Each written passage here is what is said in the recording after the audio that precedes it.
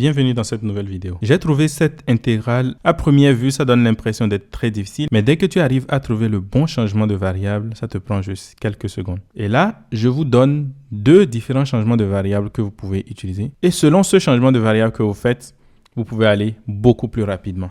Donc, on va commencer par le premier changement de variable. Je vais appeler ça première méthode. Donc, la première méthode consiste à faire quoi? Déjà de se demander quel changement de variable il faut faire.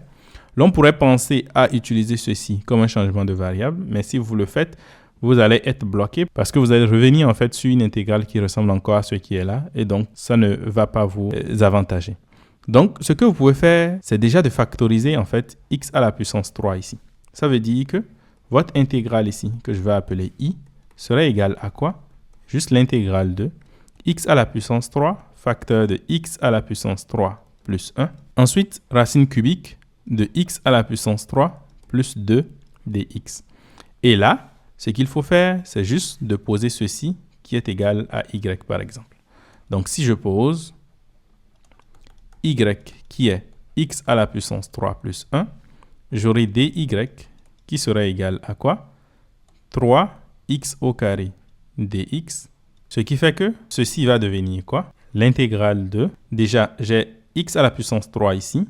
Lorsque je l'ajoute à ce qui est ici avec le 2, en fait, je vais prendre 2 fois dx ici. C'est comme si j'ai dy divisé par 3. Donc, ça va faire x au carré fois dx. Donc, il va me rester juste un x ici. Donc, ce x, en fonction de y, ça va me faire donc y moins 1 à la puissance 1 tiers. Ensuite, j'ai le y qui reste ici.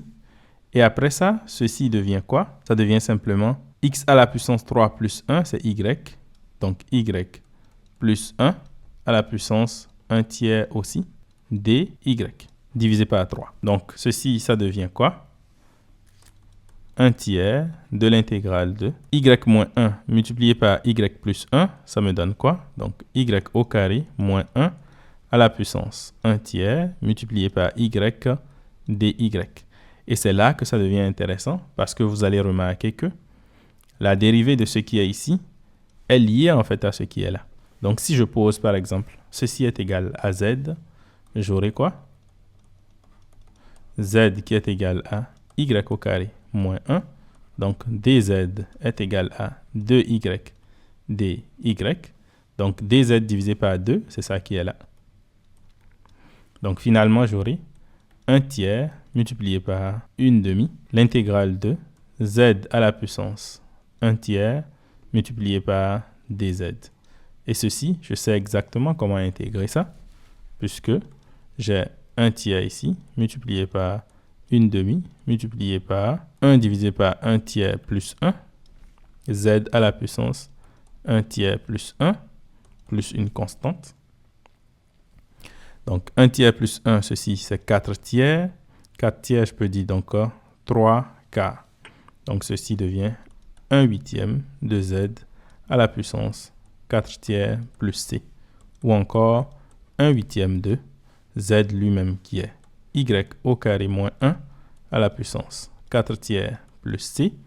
Et y lui-même qui est égal à quoi? Qui est égal à x à la puissance 3 plus 1. Donc, ceci, c'est juste 1 huitième de x à la puissance 3 plus 1 moins 1, un carré ici, à la puissance 4 tiers plus c. Donc, ça, c'est la première méthode. Et comme vous avez vu, ça passe assez rapidement dès qu'on voit le changement de variable qu'il faut faire. Mais je vous présente une autre méthode, un autre changement de variable qui vous permet en fait d'aller plus rapidement. Donc, je vais appeler ça deuxième méthode. Donc, cette méthode consiste à quoi? Mon i, c'était bien sûr l'intégrale de x à la puissance 6 plus x à la puissance 3, racine cubique de x à la puissance 3 plus 2 dx. Donc, ce que je vais faire, c'est que je vais enlever un x ici et je vais le mettre à l'intérieur là. C'est-à-dire avoir l'intégrale de x à la puissance 5 plus x à la puissance 2 fois la racine cubique. Puisque x entre à l'intérieur, donc il va entrer avec x à la puissance 3, ce qui veut dire que j'aurai x à la puissance 6 plus 2x à la puissance 3 dx. Et si je fais maintenant un changement de variable en posant ce qui est ici, qui est égal à y, j'aurai y qui est égal à x à la puissance 6 plus 2x à la puissance 3. Donc, dy est égal à 6x à la puissance 5 plus 6x à la puissance 2. Est-ce que vous arrivez déjà à remarquer que j'ai x à la puissance 5 plus x à la puissance 2 ici, donc ce qui est là en fait. Donc bien sûr, j'ai un dx ici, dx. Donc, mon intégrale là devient simplement racine cubique de y multiplié par dx divisé par 6. Donc, dx, c'est égal à dy divisé par 6. Donc, ceci, je peux intégrer ça. Ça fait juste 1 sixième de 1 divisé par 1 tiers plus 1. Y à la puissance 1 tiers plus 1. Ce qui donne exactement ce que j'avais avant. Donc, 1 huitième de y à la puissance 4 tiers plus une constante, bien évidemment. Et ce y, maintenant, on peut le remplacer par sa valeur. C'est-à-dire que i serait égal à 1 huitième de x à la puissance 6 plus 2x à la puissance 3, le tout à la puissance 4 tiers plus une constante. Alors, que pensez-vous de ces deux méthodes? Pensez-vous qu'il y a un autre changement de variable qu'on peut faire encore afin d'aller plus vite?